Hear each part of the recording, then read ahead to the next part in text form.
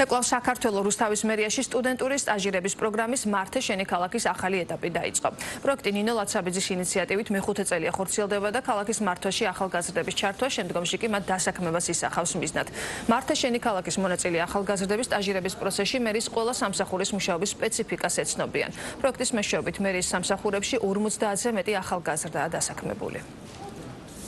მართე შენი ქალაქი არის ერთ-ერთი წარმატებული პროექტი ჩვენი გუნდისთვის, ასობით ახალგაზრდაა ჩართული ადგილობრივი თვითმმართველობის განხორციელების პროცესში, რომლის ფარგლებშიც ეცნობიან მუნიციპალური სტრუქტურის მუშაობას, სხვადასხვა სამსახურებთან აქვთ აქტიური კომუნიკაცია და რა თქმა უნდა ჩვენთვისაც მნიშვნელოვანია მათი მოსაზრებები და რეკომენდაციები უფრო ეფექტიანი მართვისთვის.